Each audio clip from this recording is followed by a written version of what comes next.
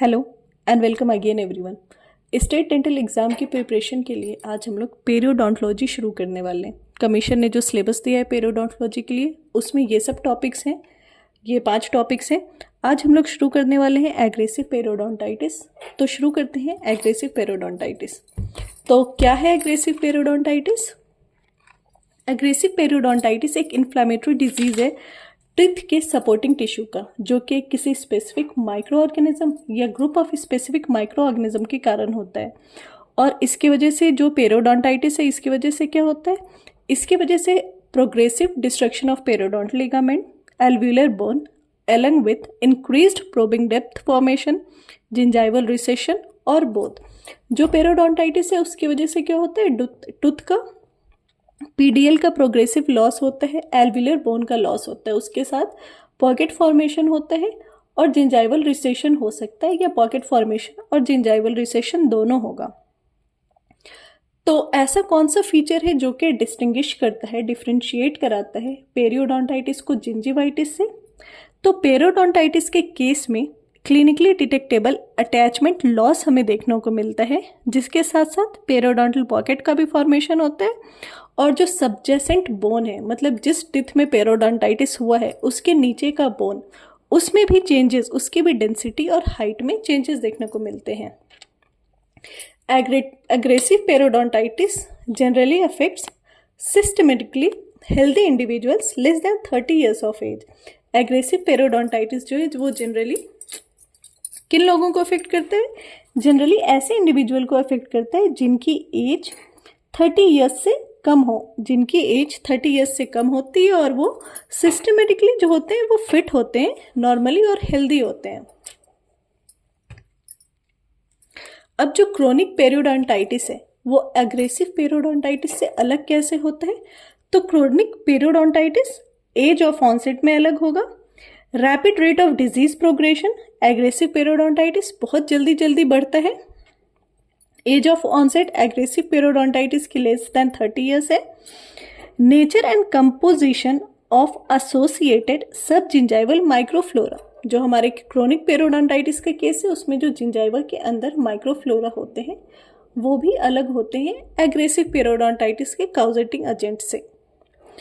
Alteration in the host immune response, जो host immune response है वो अग्रेसिव पेरियोडोंटाइटिस का बहुत ही सीवियर होता है, जिसकी वजह से अग्रेसिव पेरियोडोंटाइटिस जल्दी जो है होस्ट बॉडी पेशेंट की वो उसको स्टॉप कर पाती है। Aggressive periodontitis the disease is more prevalent among African Americans. Aggressive periodontitis में एक रेशियल इन्फ्लुएंस भी देखा गया है, जो अफ्रीकन अमेरिकन्स होते हैं उनमें एग्रेसिव पेरियोडोंटाइटिस ज़्यादा दिखा। Periodontosis is old name for juvenile periodontitis and aggressive periodontitis. तो एग्रेसिव पेरियोडोंटाइटिस या जुवेनाइल पेरियोडोंटाइटिस, इसका ओल्ड नेम क्या है? इसका ओल्ड नेम था पेरियोडोंटोसिस। और ये ओल्ड नेम किन्होंने दिया था पेरियोडोंटोसिस? वर्ल्ड वर्कशॉप इन पेरियोडोंटिक्स वालों ने ये नाम फाइनली कंक्लूड किया था, पेरियोडोंटोसिस। अब जो एग्रेसिव पेरियोडोंटाइटिस है ना, ये 2 फॉर्म में बटा। एक हुआ लोकलाइज्ड एग्रेसिव पेरियोडोंटाइटिस और दूसरा है जनरलाइज्ड एग्रेसिव पेरियोडोंटाइटिस। तो जो हमारा लोकलाइज्ड एग्रेसिव पेरियोडोंटाइटिस है, it was formerly termed as localised juvenile periodontitis. तो क्या था कि जो लोकलाइज्ड एग्रेसिव पेरियोडोंटाइटिस है उसको लोकलाइज्ड जुवेनाइल पेरियोडोंटाइटिस भी कहा जाता था पहले, जिसका नाम बदलकर अब लोकलाइज्ड एग्रेसिव पेरियोडोंटाइटिस हुआ है। The term juvenile periodontitis was first introduced by Caput and colleagues in 1967 and by Butler in 1969। जो जुवेनाइल पेरियोडोंटाइटिस है इस टर्म को इन लोगों ने कॉइन किया था। अब जुवेनाइल पेरियोडोंटाइटिस की डेफिनेशन क्या है? It is defined as disease of periodontium occurring in an otherwise healthy adolescent which is characterized by a rapid loss of alveolar bone about more than 1 tooth of the permanent dentition। तो एक तो जो आपका localised aggressive periodontitis है या localised juvenile periodontitis है, जो अब लोकलाइज्ड एग्रेसिव पेरियोडोंटाइटिस कहा जाने लगा है, ये एडोलेसेंट की डिजीज है, हेल्दी एडोलेसेंट में होता है, जिसमें क्या होता है, रैपिड लॉस हो रहा होता है एल्व्यूलर बोन का, रैपिड लॉस एल्व्यूलर बोन का about more than 1 tooth of the permanent dentition. जो ये लोकलाइज्ड एग्रेसिव पेरियोडोंटाइटिस है, ये हेल्दी एडोलेसेंट में देखा जाता है। एल्व्यूलर बोन का लॉस बहुत तेज होता है, रैपिड होता है, और ये 1 टूथ से ज़्यादा में देखने को मिलती है ये कंडीशन, और परमानेंट डेंटिशन में, जो प्राइमरी डेंटिशन है उसमें नहीं, परमानेंट टूथ में होता है। और उसमें भी जो लोकलाइज्ड एग्रेसिव पेरियोडोंटाइटिस है, इसको हम लोग फर्स्ट मोलर इंसाइजर पेरियोडोंटाइटिस भी बोलते हैं। क्यों? क्योंकि ये प्राइमरीली अफेक्ट करता है first molar and incisor teeth को in adolescents with deep pockets and advanced bone loss. इसमें क्या होता है, डीप पॉकेट का फॉर्मेशन होता है और एडवांस बोन लॉस होता है, बहुत ज़्यादा बोन लॉस होता है। बट 20 ईयर्स के एज पहुंचते पहुंचते ये डिजीज सेल्फ लिमिटिंग भी हो जाता है। जो हमारा लोकलाइज्ड एग्रेसिव पेरियोडोंटाइटिस है, इसको हम लोग circumpubertal onset of disease भी बोलते हैं। सरकम प्यूबर्टल, प्यूबर्टी से लिया गया word, circumpubertal onset of disease. और ऐसा क्यों? क्योंकि age of onset is at about puberty, क्योंकि प्यूबर्टी के टाइम इस डिजीज का एज होता है, ऑनसेट जो होता है वो प्यूबर्टी के एज के अराउंड होता है, और इसकी ईटियोलॉजी अननोन है। जो मेन रीजन है कि क्यों हो रहा है, वो ईटियोलॉजी जो है अननोन होती है हमारे लोकलाइज्ड एग्रेसिव पेरियोडोंटाइटिस की। लोकलाइज्ड एग्रेसिव पेरियोडोंटाइटिस को ही localised first molar incisor presentation भी बोलते हैं। Localised first molar incisor presentation, इसमें क्या होता है, interproximal attachment loss on at least 2 permanent teeth and involves no more than 2 teeth other than first molar and incisor। इसमें बस एल्व्यूलर बोन का लॉस होता है, 2 टीथ से ज़्यादा जो है इसमें इन्वॉल्व नहीं होते हैं, first molar and incisor most probably सबसे ज़्यादा। क्यों? और इसका काउजेटिव एजेंट क्या है? The causative agent is gram negative anaerobic gram negative bacteria, that is Aggregatibacter actinomycetemcomitans. ये इंपॉर्टेंट है, ये नाम याद रखना ही होगा। लोकलाइज्ड एग्रेसिव पेरियोडोंटाइटिस किस माइक्रो ऑर्गेनिज्म के कारण होते हैं? एनाएरोबिक है, ग्राम नेगेटिव है हमारा एग्रीगेटिबैक्टर एक्टिनोमाइसिटम कोमिटेंस। पहला मेन ये काउजेटिव एजेंट ये है। क्वेश्चन में आ सकता है ये कि इसका नाम पूछकर काउजेटिव एजेंट क्या है, मेन फैक्टर क्या है, ऐसा करके। और उसके साथ साथ जो सब जिंजाइवल प्लाक बायोफिल्म है, उसमें कुछ पेशेंट में पोरफायरोमोनास जिंजिवैलिस भी दिखता है, बहुत कम पेशेंट में। मेन काउजेटिव एजेंट एग्रीगेटिबैक्टर एक्टिनोमाइसिटम कोमिटेंस है, और उसके साथ साथ पी जिंजिवैलिस भी दिखता है। तो अगर ऑप्शन में दोनों आता है तो दोनों ठीक, वरना प्राइमरी यही है एक्टिनोमाइसिटम कोमिटेंस, और यही आंसर होगा लोकलाइज्ड एग्रेसिव पेरियोडोंटाइटिस का। स्ट्राइकिंग फीचर क्या है लोकलाइज्ड एग्रेसिव पेरियोडोंटाइटिस को? का striking feature is lack of clinical inflammation despite presence of deep periodontal pockets and advance bone loss. Clinical inflammation नहीं होगा आपके पेशेंट के ओरल कैविटी में। Localised aggressive periodontitis progresses immediately, rate of bone loss is about 3 to 4 times faster than in chronic periodontitis.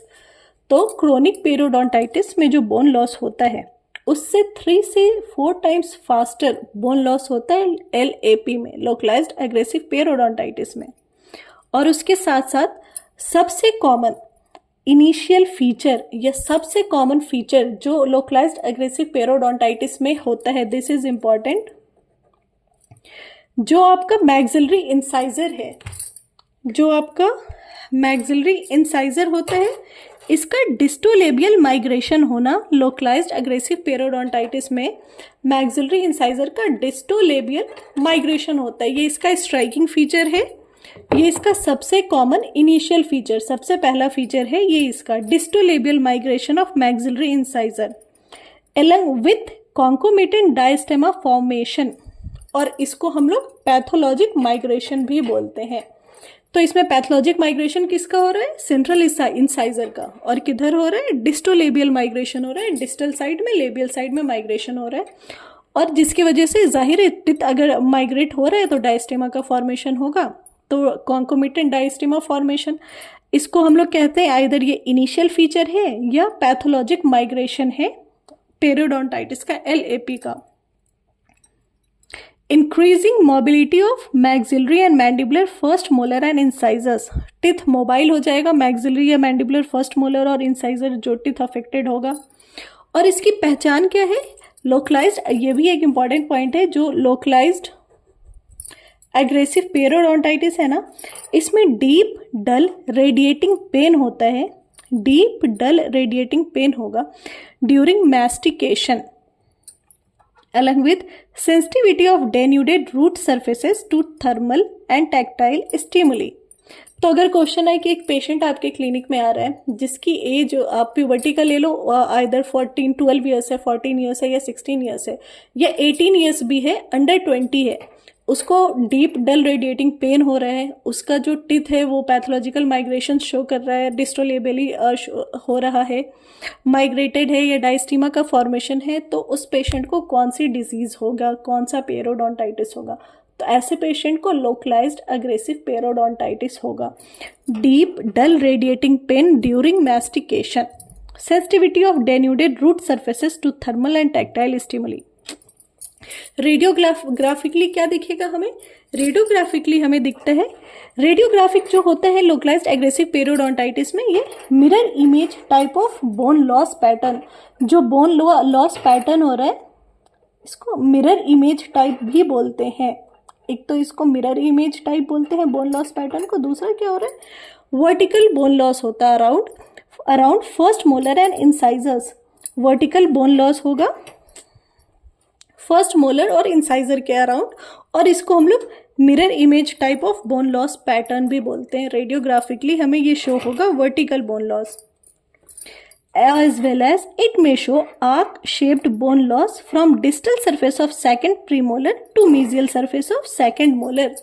Same बात है ये, बस हमारा सेंटेंस अलग है। क्वेश्चन के लिए या पढ़ने के लिए क्या हो रहा है? Arc shaped bone loss from distal surface of premolar, ये प्रीमोलर है, इसके डिस्टल सरफेस से आर्क शेप बोन लॉस होगा, mesial surface of second molar. तो फर्स्ट ही मोलर की बात हो रही है ना, फर्स्ट मोलर की बात हो रही है, लेकिन सेंटेंस अलग है।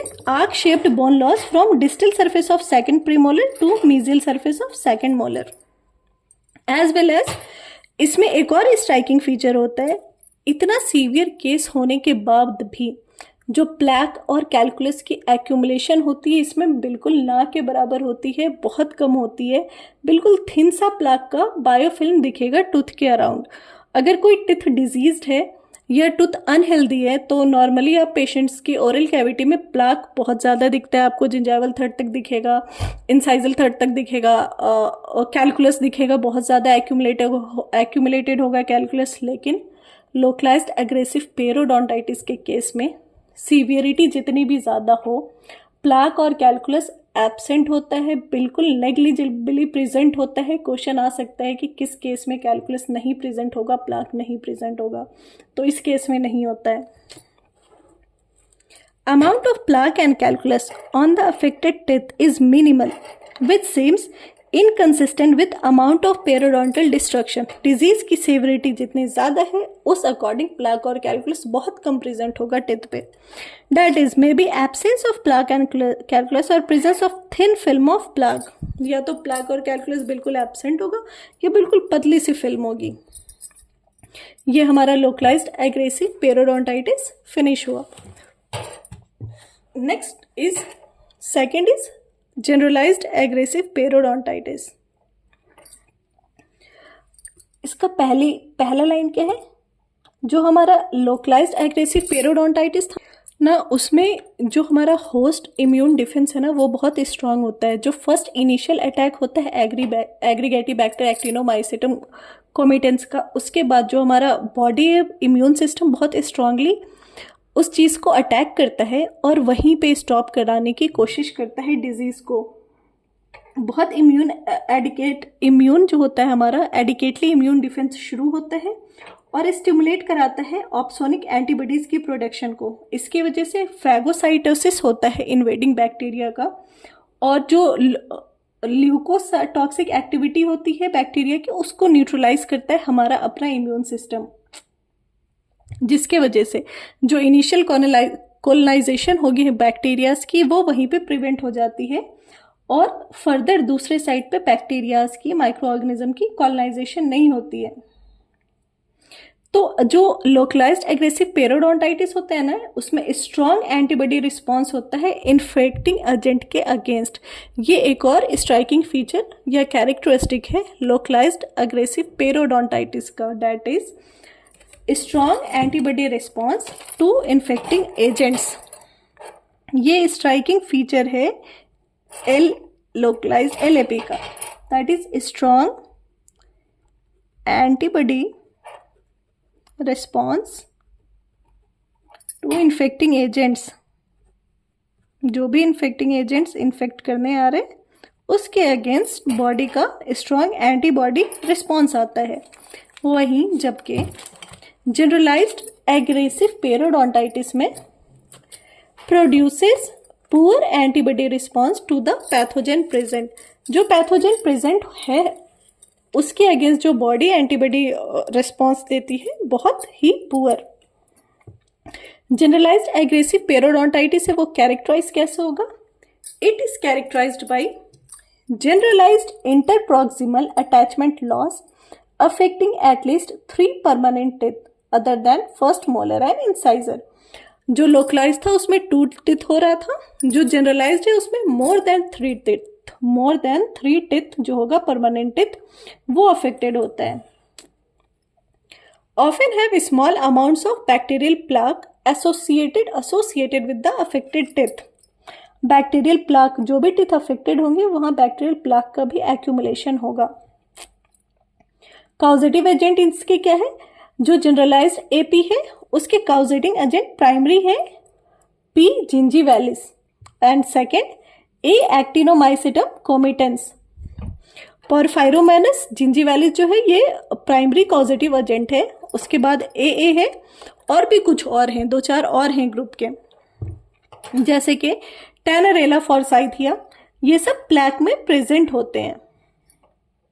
और जो जनरलाइज्ड एग्रेसिव पेरियोडोंटाइटिस है ना, इसमें जो जिंजाइवल टिश्यू होता है इसके रिस्पॉन्स 2 टाइप के हमें देखने को मिलते हैं। पहला रिस्पॉन्स तब जब ये GAP जो है वो बहुत अग्रेसिव फॉर्म में होता है, अपने डिजीज बहुत जल्दी प्रोग्रेस कर रहे होते हैं, तो उस टाइम जो जिंजाइवा का चेंज आता है जिंजाइवा में वो अलग।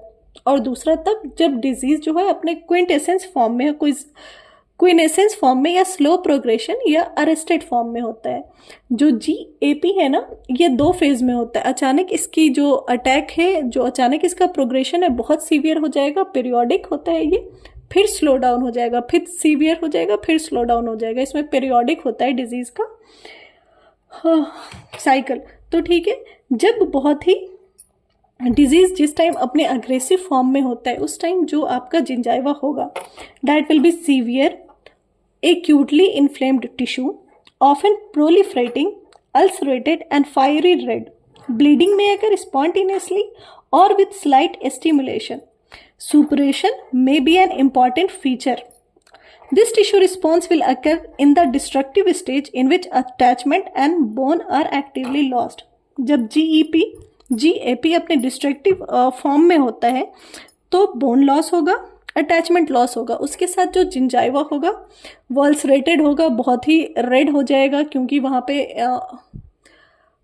वो इन्फेक्टेड है या फिर वो इरिटेटेड है तो बहुत फायरी रेड रहेगा। ब्लीडिंग होगी वहाँ पे, सुप्रेशन भी हो सकता है, थोड़ी सी स्टिमुलेशन पे BOP हो जाएगा या फिर BOP रहेगा, सुप्रेशन होगा, और उसके साथ साथ attachment loss and bone loss दोनों होगा जब ये अपने डिस्ट्रक्टिव फेज में होगा। वहीं जब क्वीन एसेंस फॉर्म में होता है तो जिंजाइवल टिश्यू में appear pink, free of inflammation and occasionally with some degree of stippling. Even stippling भी जो हेल्दी जिंजाइवा का साइन है वो भी प्रेजेंट होगा, नहीं sorry, may be absent too, stippling जो है वो एब्सेंट होगा। जिंजाइवल टिश्यू में appear pink and occasionally some degree of stippling may be absent too. This tissue response coincides with periods of quiescence, जब स्लो प्रोग्रेस फॉर्म में हो, जब स्लो डाउन हो यो अपना GAP, तो ठीक है। Therefore, pronounced episodic nature of periodontal destruction is present. तो pronounced episodic nature किस डिजीज का होता है, या episodic nature किस डिजीज का है, generalized aggressive periodontitis GAP का of periodontal destruction is present. एक और चीज होती है refractory periodontitis. refractory periodontitis क्या है? ऐसा पेरोडोंटाइटिस जो पेशेंट आ रहा है केस लेकर, और जो पेशेंट आया आपको पेरोडोंटाइटिस लेकर, वो ट्रीटमेंट के बाद भी ठीक नहीं हो रहा हो, तो ऐसे पेशेंट को हम लोग रिफ्रैक्टरी पेरोडोंटाइटिस का केस, या रिफ्रैक्टरी, ऐसे केसेस को हम लोग रिफ्रैक्टरी पेरोडोंटाइटिस कहते हैं। मेजोरिटी ऑफ जो क्रोनिक पेरोडोंटाइटिस के पेशेंट हैं वो सक्सेसफुली अपने कन्वेंशनल ट्रीटमेंट से मैनेज हो जाते हैं, ठीक हो जाते हैं, बट कुछ पेशेंट जो हैं ट्रीटमेंट को रिस्पॉन्ड नहीं करते और उनमें कंटिन्यूड जो है वो पेरोडोंटल डिस्ट्रक्शन शो हो रहा होता है। तो ऐसे पेशेंट जिनमें ट्रीटमेंट से रिस्पॉन्स नहीं हो रहा हो और पेरोडोंटल डिस्ट्रक्शन हो रहा हो, ऐसे केस को हम लोग रिफ्रैक्टरी पेरोडोंटाइटिस कहते हैं। इसके कॉजेटिव एजेंट क्या है? इसके कॉजेटिव एजेंट होते हैं gingivalis, T forsythia, F nucleatum, P micros, E corrodens and Streptococcus intermedius. ये वाली पेरियोडोंटाइटिस, रिफ्रैक्टरी पेरियोडोंटाइटिस, यूजुअली जो न्यूट्रोफिल डिफेक्ट पेशेंट होते हैं उनमें देखने को मिलता है। जो न्यूट्रोफिल डिफेक्ट्स पेशेंट होते हैं उनमें दिखने को मिलता है हमें रिफ्रैक्टरी पेरियोडोंटाइटिस। रिफ्रैक्टरी पेरियोडोंटाइटिस बहुत सारे डिजीजेस के केस में दिखेगा, जैसे कि न्यूट्रोपीनिया के केस में, डायबिटीज के केस में, शेडियाक हिगैशी सिंड्रोम के केस में, ठीक है।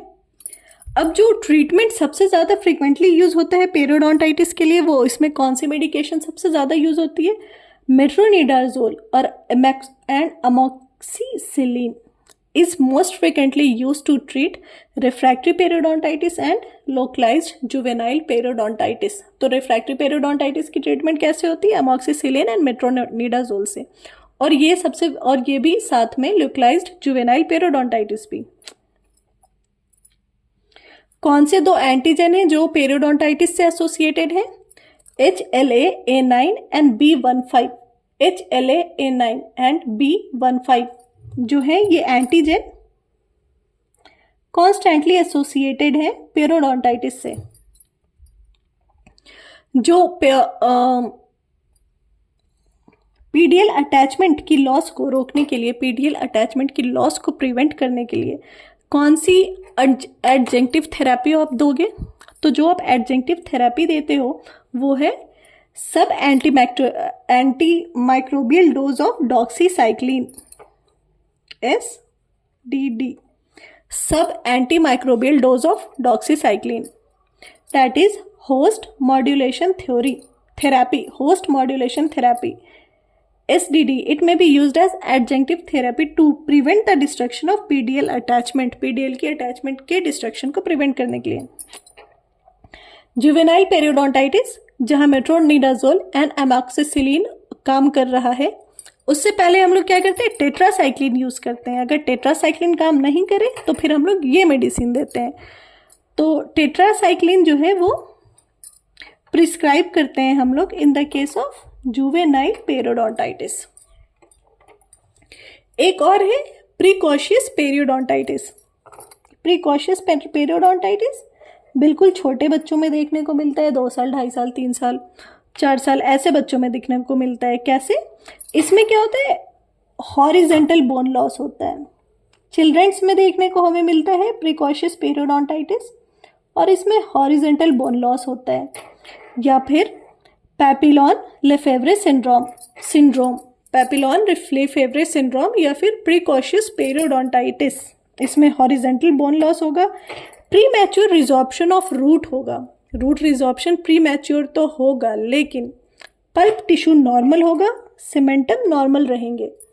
तो ऐसा कोई कंडीशन जिसमें आपके क्लिनिक पे पेशेंट आ रहा हो, पल्प टिश्यू नॉर्मल है, सीमेंटम नॉर्मल है, लेकिन रूट रिजॉर्प्शन हो रहा है और हॉरिजेंटल बोन लॉस आपको दिख रहा है रेडियोग्राफ में, तो ये क्या होगी डायग्नोसिस? Precocious periodontitis.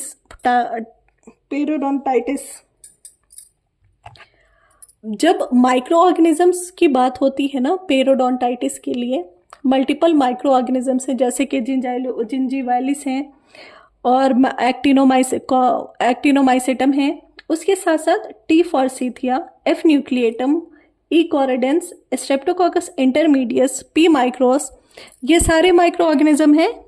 तो क्वेश्चन में बहुत सारे माइक्रो ऑर्गेनिजम्स का नाम देकर हमें कंफ्यूज करके पूछा जाएगा इनमें से कौन सा है जो कॉजेटिव एजेंट नहीं है पेरियोडोंटाइटिस के लिए।